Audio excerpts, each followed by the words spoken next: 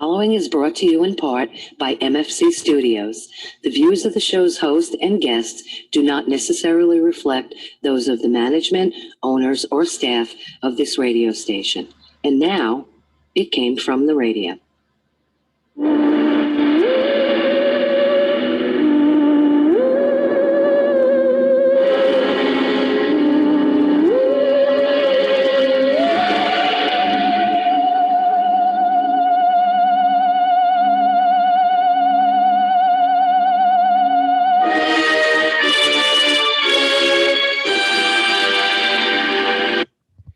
Yapatoy, and welcome once again to It Came From the Radio, the official show of the Big Apple Con. This is your host, Mark Torres, speaking. We are here live via Zoom on tape for our 41st live show in front of a live studio audience, courtesy of the East Meadow Public Library.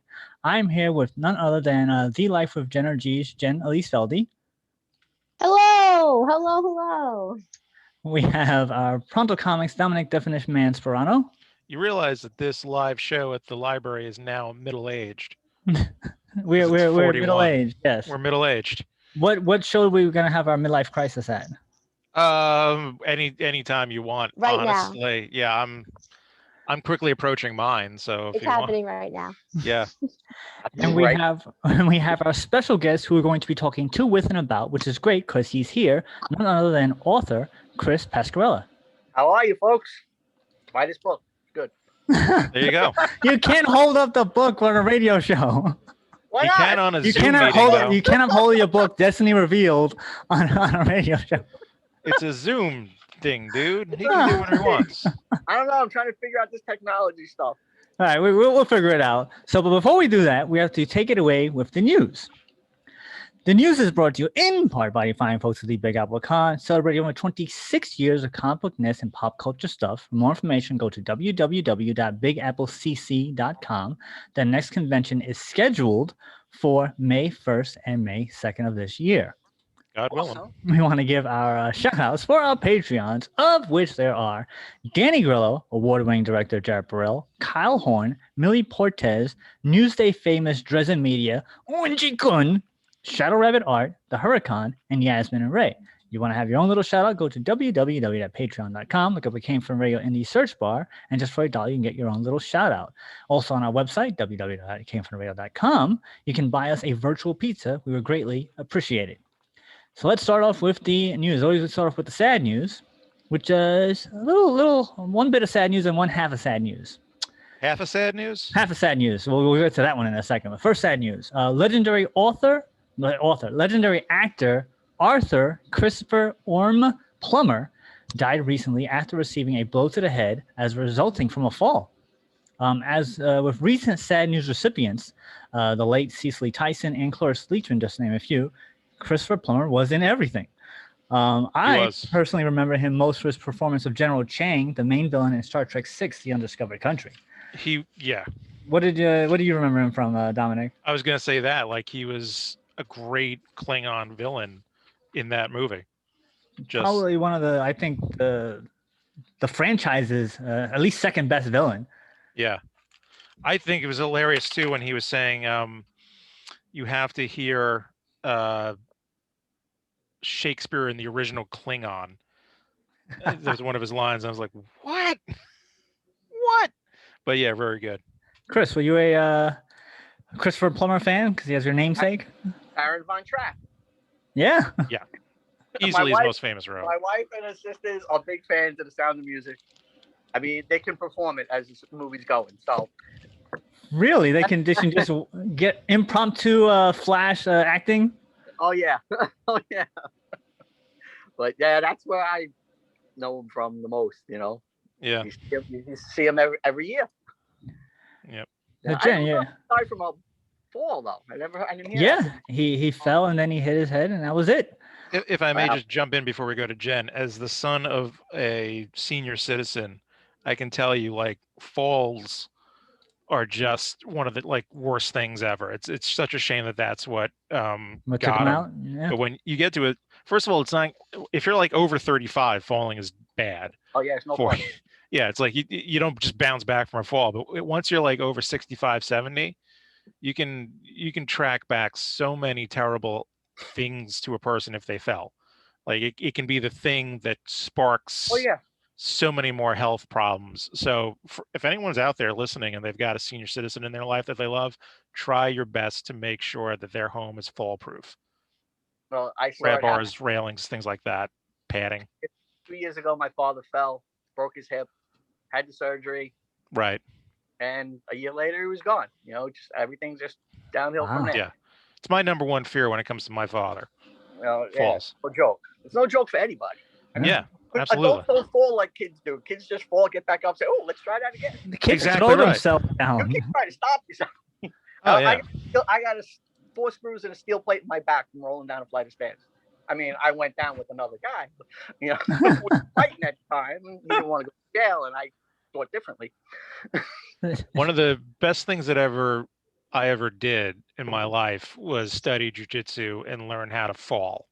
Yeah, absolutely. And fortunately for my father, he would sometimes watch the lessons, and even though he never actually did it, like did the exercises, he picked up enough by osmosis that he has been very fortunate. I'm going to literally knock on some real wood right now. He's been very fortunate that whenever he's fallen, he's been more or less okay. But it's such a danger, Oh yeah, especially absolutely. now in the winter. Jen, you So were a That's the Christopher Nolan PSA. fan? Sorry. It's all right. Well, actually, I know Jenna knows some wrestlers and has been involved in the outside skirts of the wrestling world. That is one of the things that they do. The number one thing is to learn how to fall, right? Absolutely. Yeah. Yeah. Mm-hmm. And you can salt your driveway like I did today. Have some salt ready for this icy weather so you don't fall.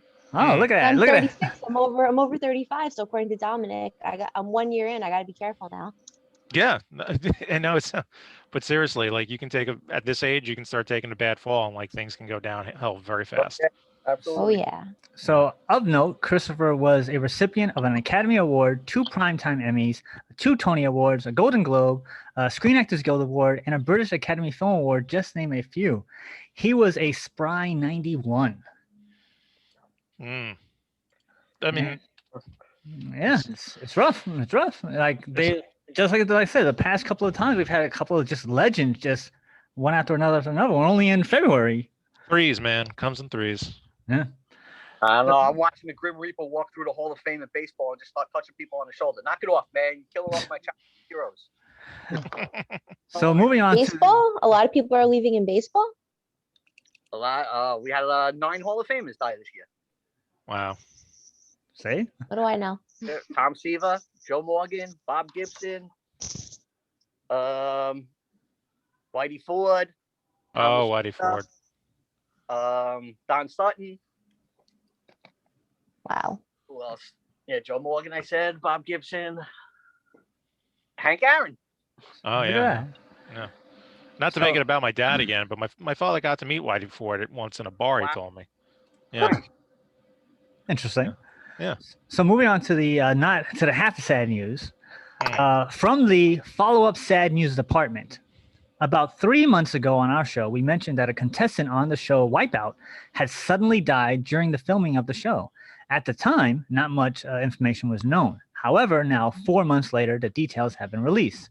Turns out that Michael Paredes, Paredes, successfully completed 2 of the obstacles, but fell on the 3rd one.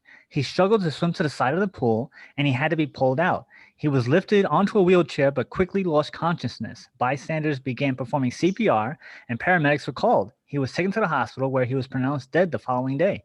A coroner's report showed that Michael died of a heart attack and that he suffered from an undetected coronary artery disease. According to his fiancée, who also participated in the show, Michael exercised for 2 hours a day, 5 days a week in order to qualify, and both he and she had to submit to a drug screening, an EKG, and a COVID-19 test, and they both passed everything to be on the show. You never know, man. You never know. Exactly. So You he was a young 38. Oh, great. I'm 38. That's awesome. See, so don't go on no game shows. Right there. So don't fall and don't go on game show. That's what we learned here. Look, I mean, chances are because God, this is like the show all about my parents. But both my parents have heart conditions. So I know a fair amount. I often joke that I probably could get a master's in cardiology, not a doctorate. But if he could pass and do all that stuff, it was really the fall that probably just triggered whatever was the underlying heart condition. He probably could have lived the rest of his life. If he Certainly, didn't go to the contestant on the show. most likely, like he could probably have gotten into his 40s and 50s. They would have found it eventually, and because it would have manifested by that point, and he probably would have been okay. That's just Like, wild. because it doesn't sound like it was the physical activity of the show. It sounds more like it was the falling on the show. Wow, that's You don't go wild. on game shows where you got to work harder than the host. There you go. See, look, we learned something. There you go. That's why. What was that? What was that game we were talking about? Whack-a-mole. That's why Whack-a-mole is gonna be a great show. Whack-a-mole will be an awesome show. Whack-a-mole should be real life. At a club, and every now and then you get to whack somebody.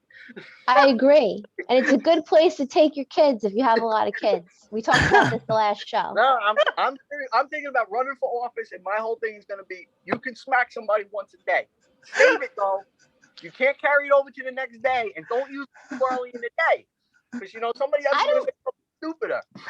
You know what? I like that, but what about the whole concept of, oh, let's sleep on it or calm down? If you have to use it within a day, you're gonna have all these people that are hot-headed. They'd be like, wait a second, I had too much cacao today.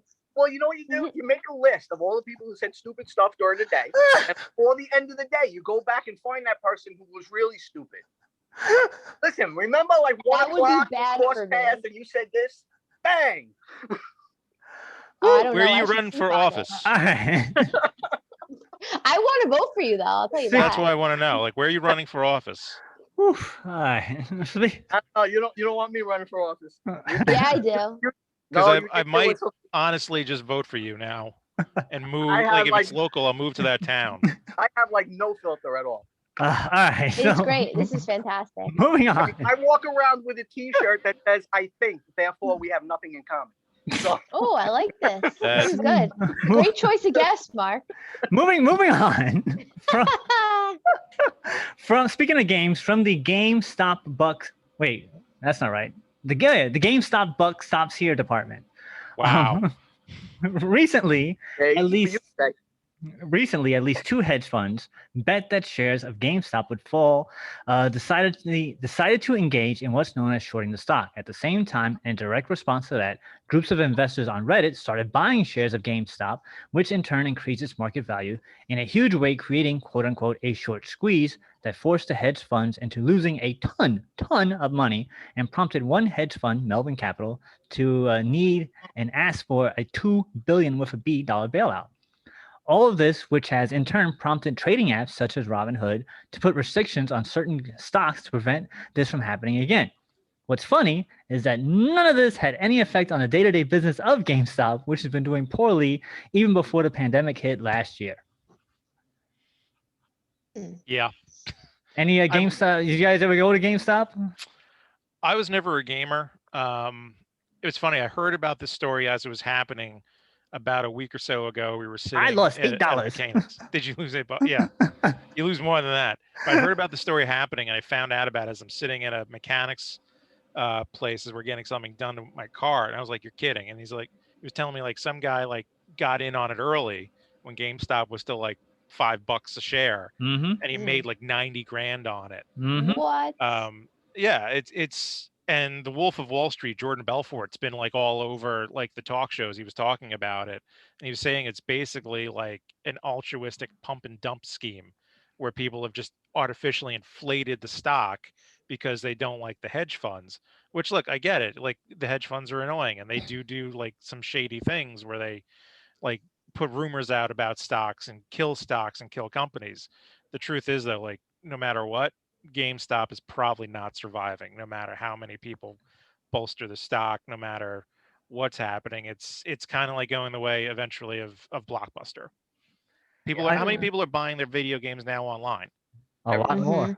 Right? Either like on their tablets, on their computers, or they're buying it from Amazon and having it shipped to them for whatever. Like I don't have an Xbox, but I'm assuming you probably buy games directly from Xbox. Yeah. I mean, right? Jen, I know you're not much of a gamer, and you're a very anti-gaming person. Well, if it's gonna replace the drug habit, then I'm for it. There's pros to it. My ex-boyfriend didn't cheat on me and stuff. He's busy playing video games. That's fantastic. Or other guys are busy with ladies. So I'd much rather a guy be busy with video games. So I'm for it in some ways. I I don't know. every man has a mistress. For Off some the men, that's streets. Chris, No, what my do you last one definitely didn't have a mistress. Chris, what do you got? I'm saying like the mistress doesn't have to be a human. Ah, yes. I know kids who supposedly have attention deficit disorder, but they can sit in front of a video game for 6 hours and focus on that. So I don't know. Something not right. Exactly. Good point. How do you play Man. 6 hours of video games? I don't know. I don't get it. You just don't want to focus on things you don't like. That's all. Well, Man. they It's moved true. on from GameStop today. The same group that started the whole GameStop thing is doing the medical marijuana stock today. Aw, so there goes another $10 of mine.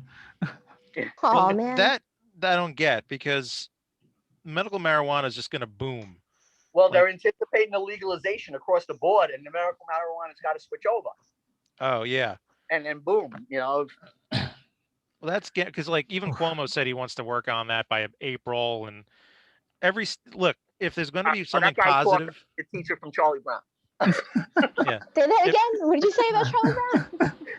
When Cuomo talks, all I hear is the teacher from Charlie Brown. Oh yeah, I like that. That's funny. Oh my God! All right. So speaking of games, Well, hold on. I just want to say this. I don't. Do you really want to say this? I do because it's something that makes common All right. sense. Here we okay? go. If there's one good thing that's going to come out of COVID, it's all these states having such a deficit that a lot of them are just going to legalize marijuana finally because they just need the tax revenue. All right. Right. If there's a positive. Fair enough. And the trips to the emergency room will go up. So moving. There's people falling down. That's the right. You were stairs, a cop, right? Weren't you a cop? These are stats, man. He was. I'm he not was. saying. I know. I'm just saying you were a cop. You have a different Yes. perspective on it. That's all. All right, so moving on. Speaking of games, from the one strike and you're out department, game maker Activision has just laid down the ban hammer for cheaters discovering playing their most recent game, Call of Duty. Executives say we have zero tolerance for cheaters. Our focus is to combat both cheaters and cheat providers. We have banned 60,000 accounts for confirmed cases of using cheat software, bringing our total to date more than 300,000 permabans worldwide since the game's launch. We are also continuing our efforts to identify and address cheat providers at the source who distribute unauthorized third-party software for modding or hacking. We are committed to delivering a fair and fun experience for all players. There's no place for cheating. We're committed to this cause. We're listening. We will stop in all our efforts. So I don't know. This is like their what is it? You cut the nose and spite your face? It was like, I remember in the old days, you had a game, and then you had to go out and buy another thing, the Game Genie. Oh, they had the Game Genie to cheat the thing. But now they put the game out there. People can change it, and they're like, "Well, you can't do that, so you can't play the game."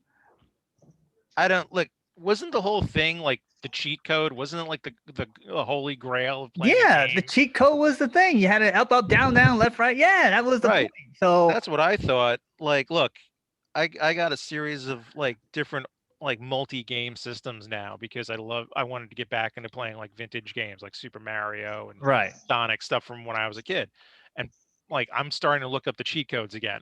But I don't know, maybe it's because like these are online around the world social gaming things. I don't know. I don't know. To me, it's a game, first of all, and it's like it's not even a game that's truly. Well, like, I mean, the problem is that it's a multi-billion-dollar industry, so it can't just be a game. And when there's money involved, it's not just anything. Well, like is this like competitive gaming? I get if it's competitive. Competitively, yeah, that's a different thing. But if some guy is cheating in his basement because he wants to have a bigger bomb than the other guy does, who cares? Obviously, Activision does because they shut it down. I can't believe it. I mean, if you're going in there for money and you're starting to mess around, yeah, that's a problem. Yeah, I mean, like, because I know there are competitive gamers, and I get that. That's a competition, right? And it should be the best you can win, and whatever. Yes, I got you. But if it's not even like cheating at like a poker night for it's I don't. People get too invested in games. So speaking more of getting invested, that's a good segue there, Dominic. Just call me Segway Sperano. Ooh, that's Okay, we too many will. names. You're No, gonna it's do Segway Sperano? All right. How That's about just SS? There you go. DSS. DSS. All Yeah, right. I'm just shy of like Deep Space Nine up in here. From the not for trading anymore department. Recently, a perfect 10 graded, signed Alpha Series Black Lotus Magic the Gathering card, which is the most valued of all the cards in its 28-year history, has sold at auction for $511,100, making it the first single Magic card in history to sell over $500,000 at open auction, breaking the last record of only $250,000. For those of you who do not know, Magic the Gathering is a collectible trading card game that came out in 1993, where you play as wizards summoning monsters and spells on various cards to defeat your opponent. The Black Lotus card originally was limited, meaning you can only have one of its kind in your deck as opposed to the normal limit of 4, and then banned entirely from official tournaments in its play due to quote-unquote unfair abilities. The game is still being played to this day, and they're still producing new card game sets. So we've gone from comic book selling that are sealed up and you can't access it. Now there's a card that you can't even use, $500,000. Yeah, can we just have a show where we bring the people that buy these cards and books onto the show? Because I'd really like to meet the psychology behind this type of person. If we brought one of these guys on there, do you think the possibility that they would feel berated is pretty darn high? I wouldn't berate them. Oh. I'm not into berating people. You have one. I'm a baseball card guy. All right. Okay. But a baseball card is different. 500,000 or 50,000? How about Mike Trout rookie card just sold for $3.5 million? Yeah, but did you buy it for 3 Yeah. point? If I bought it, I wouldn't be sitting here talking. Oh, Okay, thanks. okay. Would Would you- What's your highest priced card, if you don't mind sharing? That I own? 1975 George Brett card worth $35,000. $35,000. 35,000? I did not buy it for $35,000, but that's what it sits worth right now. Okay. Okay, so you're kind of in that realm. Not really. I'm looking for the people that buy it at 35,000. Well, What's behind that? What's happened now? Well, baseball cards I can speak to. It's your childhood. You know, Yeah. baseball players that you follow, the teams you follow. It's part of your childhood. I mean, there's really nothing other than that behind it. You know, Right. it's Mhm. the Like value baseball- of nostalgia that you put on it.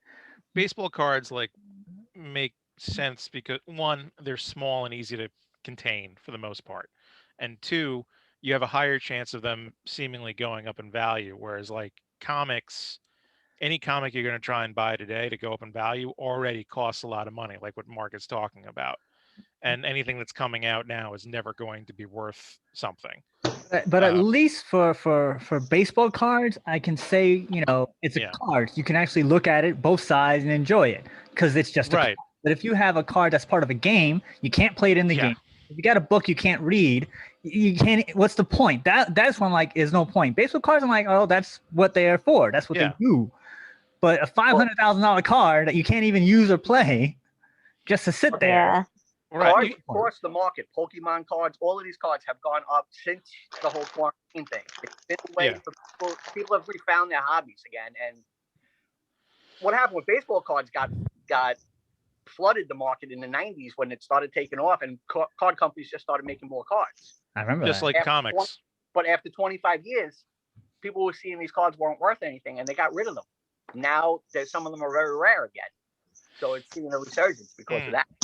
Unfortunately, not like comics, where like no one got rid of it. It wasn't worth anything. That Death of Superman, there's 4 million of them. Yeah. Never going to be worth anything. Like it's the same. It was the same sort of bubble. It was like the bubbles were cousins in a certain respect. I can get dropping that much money on a baseball card because it's easy. You can even frame it. You can put it somewhere that you can enjoy it. Some comics a little bit. I really get it when it comes to like, paintings, because you could put that up somewhere, especially when the painting's only in the But hundreds of thousands. But when it's something that has a secondary use and you're negating that use, that's the problem yeah. I have. Yeah, that'd be like buying a Cuisinart that's a collector's item that's just going to sit somewhere. It's like, well, why? It's like if you buy a car and then you have it welded shut that you can't get in it. Yeah. Yes, that's what I Yeah. was thinking. And you put Yeah. on, you put on the little display, and like, that's my car over there, my Lamborghini. I can't drive Right. it. Look at it, and then you walk away. Like that's Well, like having an antique guillotine, and Yeah. I can't use it, but I have it. I think that's is that part of your book, that right there? You go into the museum of the guillotines. Hey, just check out my guillotine. It's just for show. Wink, wink, and then I there. didn't really use it. I never use it. No, it'll be safe. Put your head right there. Don't worry. It'll be gonna be okay. That's Yeah, I'm really nice to my enemies. I let them rest their head there. Is that part of your whack-a-mole theory, Chris? That you get one whack, and then you get to visit the tour of the guillotines. I might upgrade to like a cattle prod. Just fat people, man. All right. So with that, that's it for the news. We're gonna take our break. We'll be right back with It Came From the Radio. Hi, this is Mary Wilson of the Supremes, and you're listening to It Came From the Radio. Hey everybody, this is Todd McFarlane of the record-setting Spawn comic series. And if you're looking for any kind of cool conversation about creators, about entertainment, about all that good stuff, you go to It Came From the Radio. You're listening to the right spot. Hi, you've heard my voice open and close the show. Now we want to hear your voice. If you have a business or product, you can record a commercial here. We offer 30 and 60-second spots. For more information, contact Mark at mfc_studios@hotmail.com. This is Quentin Flynn, a popular voice actor known for Axel, Tamon, and Raiden from the Metal Gear series. And you're listening to It Came From the Radio. Stick around. Hey guys, this is Christy from Custom Cakes by Christy. I want you to know that I'm here for you. I'm keeping my private kitchen open for any needs your family may have. I've been focusing on breads, soups, muffins, quiches, and other basics, but I'm still accepting dessert orders as well. Please follow my Facebook for immediate pickup items, private message me for custom orders. Custom Cakes by Christy, INC, KRISTY. Text me at 631-606-8166. I'm Mike Kingston, the writer and creator of Headlocks. And I am WWE Hall of Famer Jerry the King Lawler. And guess what you're listening to? You're listening to It Came From the Radio. The Comic Book Depot has been in business since 1993. Go one-stop comic book shop for comics, gaming, and collectibles. The Comic Book Depot club membership is $15 and gets you 15% off new comics, back issues, graphic novels, and 10% off comic book supply. Located at 2847 Jerusalem Avenue in Wantagh, New York. Contact us on Facebook for curbside pickup because new comics are back. For more information, get down on the call at 516-221-9337. The Comic Book Depot. Hi, this is Amy Jo Johnson, writer-director from the film The Space Between, and you're listening to It Came From the Radio. New comics are back at Cosmic Comics and Games of Bolden. This January, get ready for the next DC Comics event, Future State. Cosmic Comics and Games is open Wednesday from noon to 7, Thursday from 2 to 7, Friday from 2 to 7, and Saturday from noon to 5. So if you want the latest Marvel, DC, Image, or independent comics, back issues, comic book supplies, or magic cards, please call Chuck at 516-763-1133 for all the details. That's Cosmic Comics and Games of Bolden. Thank you, and stay safe. Meet Grimlock having fun on It Came From the Radio. Meet Greg Berger also. Now, back to our show. And welcome back to It Came From the Radio, the official of the Big Apple Con. This is your host, Mark Torres, speaking in front of a live studio audience via Zoom, courtesy of the East Meadow Public Library for our 41st live show with none other than Pronto Comics DSS. Nice. I like that. From The Life with Jenna G, Jenna Lee Seldy. Good evening, everybody. And our special guest, we're talking to with and about, none other than Author Cris Pasqueralle.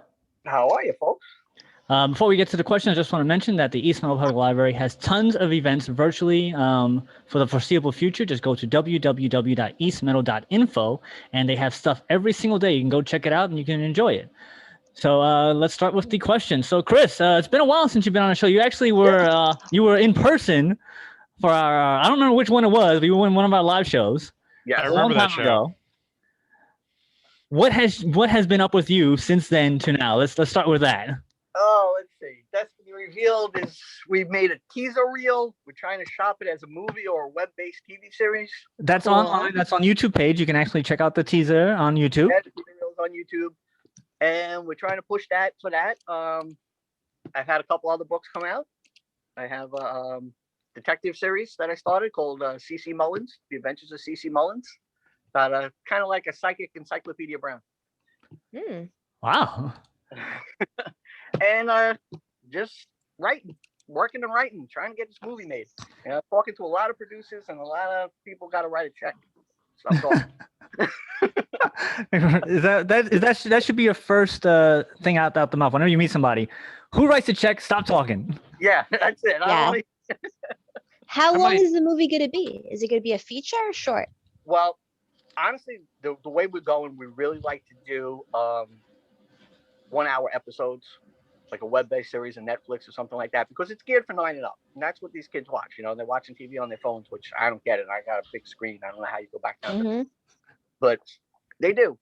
So that's what we're looking for. I have 3 episodes written. We've done a budget proposal, and we're just shopping it around, talking to a lot of people. But, for a while there, everything was on hold because nobody knew if they'd ever be able to film again. And now they're back getting into that. So, but what did come out of this whole thing is a lot of new streaming services, and they all need content. So hopefully we'll slide in there somewhere. Now I remember for the trilogy, Destiny Revealed, you had your children as your editors. My daughter, my older daughter Tony Ann is a graduate of Fordham. She's an English major. She actually worked with my publisher as an editor for a while. She does freelance editing, but now she started law school, so she's kind of got her hands full. Oh, you lost your editor. If I needed to, I'm sure I could reel her in. Tell her to get her priorities straight, young lady. Remember all the times she needed gas money? So who do you use to bounce off your ideas now? I still talk to her about it. We'll shoot about it. She's your honorary editor then. Yeah. She doesn't really get involved, but ideas I can talk to her about. She doesn't have the time to actually sit down with the manuscript and go through it for me right now. But there'll be semester breaks and I'll grab a hold of her. Do you find it to be easier to write a screenplay or television series since you already wrote the book yourself? Or do you find just a completely different process? It is completely different, but what I do find is, as the writer of the novel, if I'm writing the screenplay or a teleplay, I know what things I can cut out. When somebody else comes in and they've read the book and they start writing a screenplay, they got to cut things out because you can't, to any book, you can't have a 6-hour movie. You just can't. But I know the spots that can be cut for a movie, and I think it works out better that way. I think it's harder, really, to write a screenplay because there's so many things you got to take into consideration. I can make things up in a book, but from the book, how do you turn that into real? It's a fantasy book. I have magic and things going on. Sure, it's easy to write that down, but now if you want to show it on a screen, how do you make that really happen?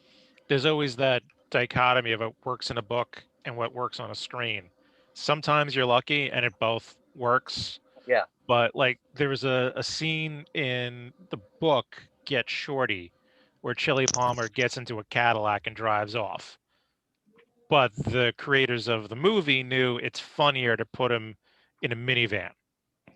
And that's where it's the Cadillac of minivans. And it just, certain things, it could work on screen, but it's a better shot to do that. And there's this dichotomy of trying to figure, because what's visual is not always what's great in the theater of the mind that you get from reading. Absolutely. And when you're thinking of writing stuff, do you also have that budget in mind? Because now everything you put on the screenplay, you have to think, how much is that going to cost? Or is that not even your problem? It's really a producer's problem, but also honestly, graphics has saved a lot of money. You know, you don't necessarily have to blow that car up five times. You know, you can do it once and keep repeating it over and over and over again. You know, you can fake that explosion. You can fake that guy flying over the building now. You can do it with a green screen. You know, it's a lot cheaper than actually getting out there and wiring somebody up on a crane to have them fly. Fair enough. Jen, you have Smith. Okay. Oh, sorry. Yeah, Dominic, go. You got Kevin it. Smith had discussed it. Had discussed like the problem with budgets once, like when he was doing Chasing Amy, and he only did it like for $150,000. And he'd be like, "Hey man, we got a problem." He's like, and his producer's like, "You're the idiot that went for 150 grand. Why? What'd you do? Why'd you do that?" So Jen, you got a question for Chris? Yeah, so you have one book with wizards, kids have to become wizards, and you mentioned psychic things. So my question is, I was only set up and I've went on very few dates for a 36-year-old, and one of this was like a well-known psychic detective, and it helped him actually solve cases. So you've been in NYPD, I guess? Yes. Right, and now you have this psychic stuff. So I'm wondering, do you have any psychic abilities? Like, why the interest in that realm? Entertainment purposes. Okay. Any experience with wizards or psychics or foretelling the future?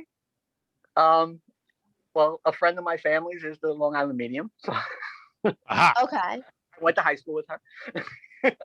You go. However, I don't put a lot of faith in that. So you wouldn't say you're a believer of psychics? Not so much. I think if somebody who's passed on wants to talk to you, they'll come to you. So does this Long Island medium have to do with the books at all? Has she influenced your mindset? No, we're not that close. I know her. Was your mindset influenced by it? No. Where did that come from? That's more of I really wanted to do a ghost story. So I went from the aspect of the teenager in the book. His father was a cop who was killed in the line of duty. His uncle was also a cop. The father would come to the kid, and speak to him. Mm-hmm. And through that, the kid was able to, he gets psychic powers based on touching things that people own. Psychometry, very interesting. Like he finds a hair ribbon, and the hair ribbon ends up belonging to a girl who was kidnapped, and he gets images of her kidnapped, and that's how he gets on with that. I don't know where I get the influence from. I don't know. I like detective stories. I like mysteries. I like the paranormal. I like the whole ghost story thing. Not necessarily do I think there are ghosts coming to hurt me. I believe there are spirits. I don't think they harm you. I don't think they're dangerous. I don't like to go that way, like the horror. I don't think they're dangerous. I think more if somebody comes from beyond, they're coming to help you. They have a message for you. They have some guidance for you. And that's why I used it that way. Personal. Interesting. That's personal. The wizard stuff came from Harry Potter. My daughters were big Harry Potter fans growing up. And when Harry Potter ended and things went into vampires, my oldest daughter and I started talking about doing another wizarding book. I chose to keep the family intact. I chose to keep a brother and sister. I have a mother and father. I'm not a big fan of kill off mom and dad and everybody's got to be an orphan. I don't believe.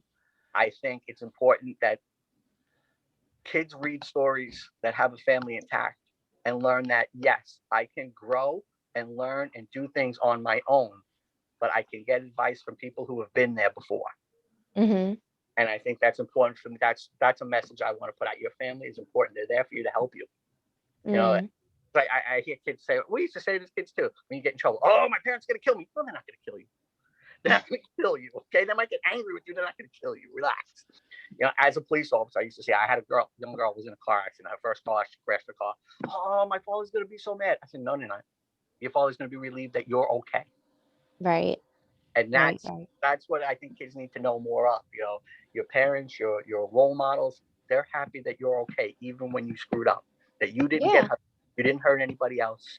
You got through the situation. I'm glad you're okay. Now, how do we learn from this and not let it happen again? And that's what that's what the role of a parent, of an adult figure in your life, a coach or whatever, whoever is that figure in your life, that's their role. And I can't stand when stories completely discard them. Kill off mom and dad, these kids are orphans. And no, go through the world on their own. That's not realistic. There's always going to be a role model, somebody to look up to, somebody to guide you through. And I try to bring that through in the stories that I write. Yeah, I was just thinking about this concept early, funny enough. I haven't thought about that many things today. And that's one of them. I'm just so happy I can go to my parents and a few family members. I'm so lucky, and it's so important, and people really need to be reminded of it. And here you're saying it, and Mark knows this happens all the time. Something on the show, it happens in my real life almost every single week. I don't know. So yes, I like that message a lot. Thank you. Thank you. DSS, you got a question for CS? CP? I got a memory of how many times both my parents told me they brought me into this world and they'll take me out. Oh, damn. So, so I'm not saying that he's not right, that he's wrong. I'm just saying, like, and I know my parents would, if I never messed up anything terribly, but if I had, they would be as Chris is describing. But I guess one of the main motivators for me to not screw things up was, they just gave me that look of like, don't screw up. Now, we know where you live. Over there. There was always the motivation that your parents can get mad at you. Yeah. But me, honestly, I think that motivation comes from, I don't want to disappoint them. Yes. Yeah, I don't ever want to disappoint. I don't want my father and mother ever look at me and say, I'm disappointed in you. That's correct. Like not doing a lot of things. Nothing was worse than being told, I'm not angry, I'm just disappointed. Yeah, absolutely. Like that's just like, and coincidentally, like I've used that on people, and it's so powerful to be like, I'm not mad, I'm just disappointed. Like no, be mad, just be mad. It's better if you're mad. Yeah, that's how I feel about a lot of society. Yeah. Very disappointed in them. I found out later in life that the power move your parents have isn't for real. My father used to do the thing where he'd lean forward in the chair and you'd be like, okay, Dad. So years later, I had the opportunity to ask him, Dad, what if we kept it up? What if you leaned forward in that chair and we didn't stop? It's like, I didn't have a plan. He said right to me, I didn't have a plan. Wow. That's pretty funny. So we called you on, you got nothing. Because now I had nothing to back it up with. Like my father never really hit me, but I don't know. I think he would have been ready to do it if I didn't stop doing what he would have given me like a Gibbs slap or something. Not like a real, like he wouldn't beat me, but he would have given me a good smack upside the head if I kept doing something he wasn't happy with. In fact, I know for a fact he did it once or twice, but it was never like beating me or hitting. It was just like, oh, and that was enough. My parents could discipline me with a look. Oh yeah. They could give me a look and I would stop doing whatever. My mother was particularly good at it. It really annoyed her when I got the look right now. Can you tell? Like, yeah, my mother was a teacher. It was a terrible look. I always told like women later in my life when they try to give me a look, I said my mother was Irish and a teacher. Don't just stop. Your look is nothing. I've been stared at by the best. Yours is not going to do anything to me. It's so annoying. They always got annoyed with that. So Chris, how many years were you on the force? Almost 10. During those 10 years, were you like, man, this is some rough stuff. I can't wait to have something more lighthearted and something else to put your passion towards? Because we had a doctor who was a comic book writer, and he's like, all the stuff that he's seen as a doctor, just like writing a comic book was like a release to him. So is that the same for you? It's just a release? Yes and no, because I loved every single day. I loved going to work. I loved putting on the uniform. I loved an opportunity to help somebody and guide somebody in the right direction. Well, don't you? Good. Well, I think that in writing as well, you're also doing the same thing. You haven't changed. I'm trying. I'm trying. I need more people to read the book. You hear me, people? Buy the book. Well, this is a perfect segue. Where can people buy the book? Where can people find out more about the book? Let's go. Amazon. Go on Amazon. I also have an author page, Author Cris Pasqueralle on Facebook. Spell it. Spell it? Yeah, because if I say Pasqueralle, and then they'll never find you. Pasqueralle, Pasquerelle. End of the E, pronounced with an A.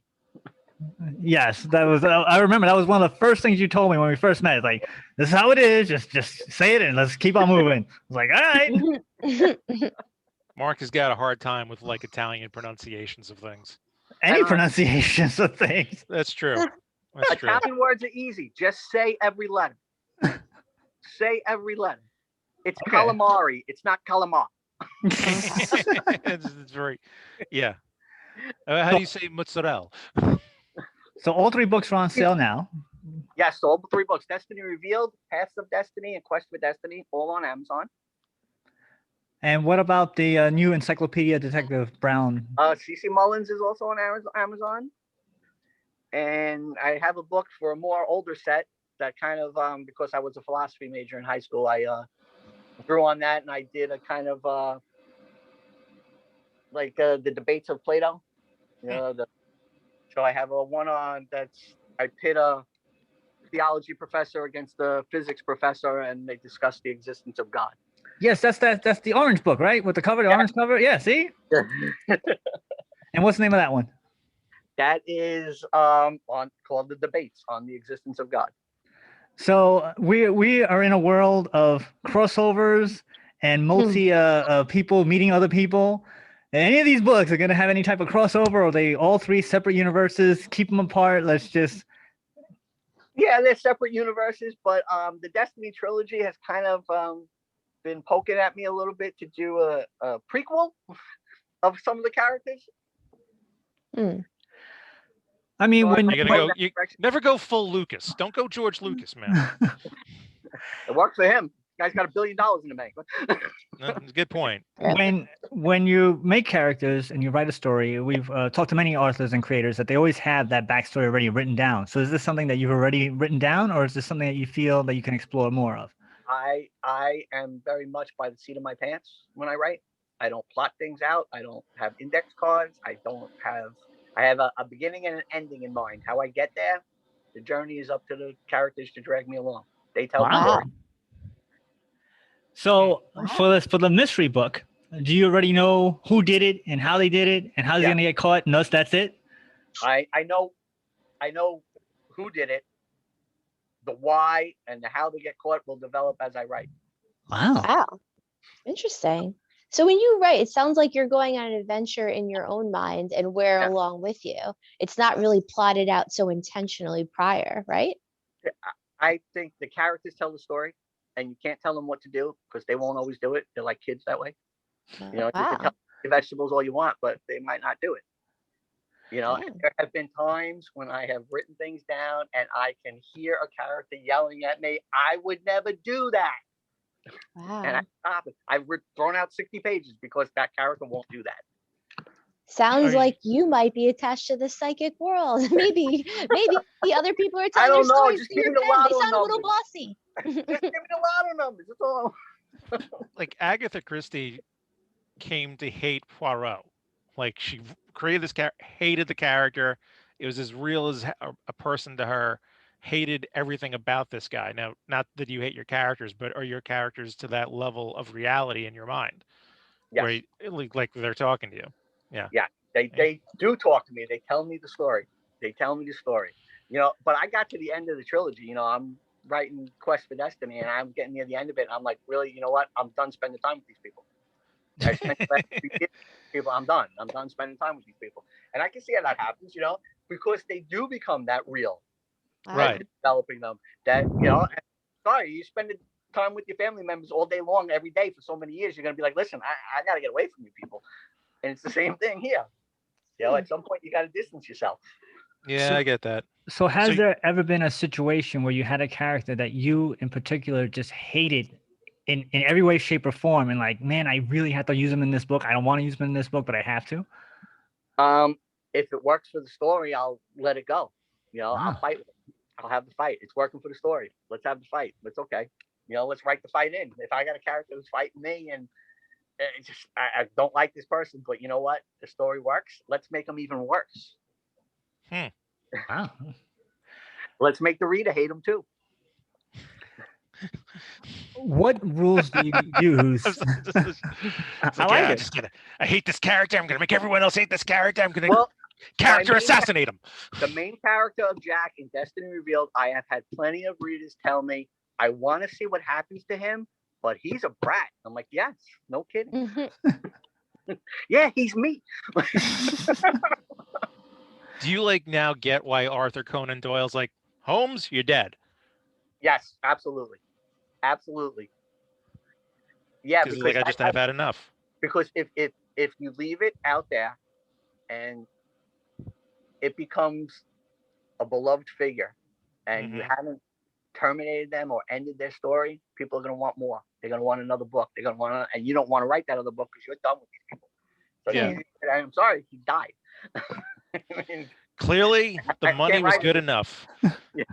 Well, speaking of money, like if someone said, "Hey, here's $1 billion. We want you to create a sequel," you gonna make a sequel?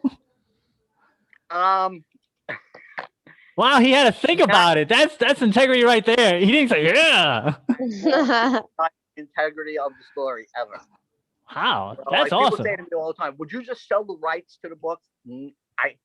If somebody wants to buy the film rights, I need a condition. I want final approval. You know, you're not going to turn my characters into something that I never intended them to be. Wow. I'm not going to let it happen. That's admirable.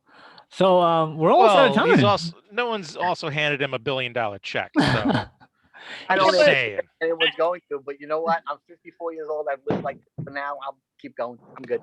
Don't tell me you don't need it. Anyone could need $1 billion. Okay. But I'm just saying that at least as of right now, he's not like, hell yeah, I'm willing to sell out. I mean, some people have, which is cool for them. But I like the fact that he's able to say, at least think about it. At least give it a second to think about it. I like to have final say on what you do to my characters. Don't take my PG-13 novel and make it an X-rated thing. I'm not having it. So if Disney comes along and they want to buy it, you saying no? As long as they give me approval. Well, Disney's gonna keep it a kid's story, I would think. I mean, their history is pretty. But they might remove the parents because that's what they do. Yeah, they might want to kill off mom and dad, but we ain't having that either. Exactly. See, They're pretty essential to the story. You know, it's mom and dad who gets kidnapped, and the kids go looking for them. So it kind of the story. Isn't that Spy Kids? Hey there. Or the babysitter movie, right? We're almost out of time. We got less than 3 minutes to go, so we got to do our final thoughts. So, Dominic, DSS, what is your final thought? If Disney wants to buy any of my content for $1 billion, I am happily willing to sell out. I need money, man. I need money. Jen, those are my thoughts. Jen, final thought? Get involved with things the way our guest does, because when you get so involved in writing or creating something that you need a break, that shows that you're really in it. And getting so in it, you can see if you're watching the show how excited there's a lot of life in this man's face. And that comes from being involved in life. A lot of people just coast through, they don't make things happen. But this guy sees something, he wants to make it happen, and he does it, and he has that spark. I can always tell when someone has that spark. So if you feel like your spark has gone out, which happens in the winter a little bit, you want to reignite it, just get involved in something you're really into, whatever it is, and it better be healthy. Absolutely. Chris, final thought?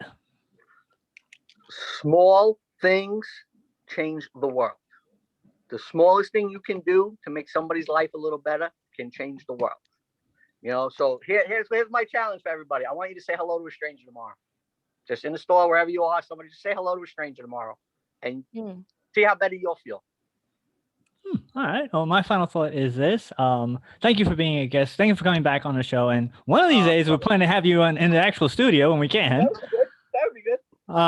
Beyond us, sir. We've known you for quite some time. I really like your personality, and I really like your dedication to the craft. Yeah. I really like your outlook on many things. And I really like the stories that you've made so far, and much continued success. And let's get that Netflix deal going. Oh, we're trying. Disney, man, go for Disney. But Disney got Disney. Netflix needs the content.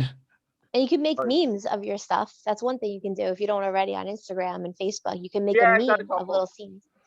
That would be cool. But everybody, take a look at it. Go to YouTube, Cris Pasqueralle channel on YouTube, and you'll see my teaser reel. So it's not completed. I haven't put it in special effects. We haven't had opportunity to do that, but it'll give you an idea of what we're going for. Yeah, basic idea. It's really cool. I'll actually put it at the on our YouTube page. I'll put the link on it as well. So let's see. I just want to let you know that next live show will be our 42nd live show, which will be on March the 10th with wood burning artist Michael Giannakos. Is that right, Dom? It sounds about right to me, man. It's close enough. Once again, thank you for the East Meadows Public Library. That's they have, like I said, tons of programming. So that's www.eastmeadow.info. So that about does it for this week on It Came From the Radio. Join us right here and every week on this radio station. If you miss any part of the show, what was that? I don't know. Go to our website, www.itcamefromradio.com. The archives will be up in a week or so. Like us on Facebook, follow us on Twitter, and all that other fun stuff. Make sure you check us out on Indie Volt Radio. Make sure you check us out on Good Talk Radio. And thank you very much. And we'll see you next week. You've been listening to It Came From the Radio with Mark Torres. The views of the show's hosts and guests did not necessarily reflect that of the management, owners, or staff of this station. We now return you to your earthly scheduled broadcast.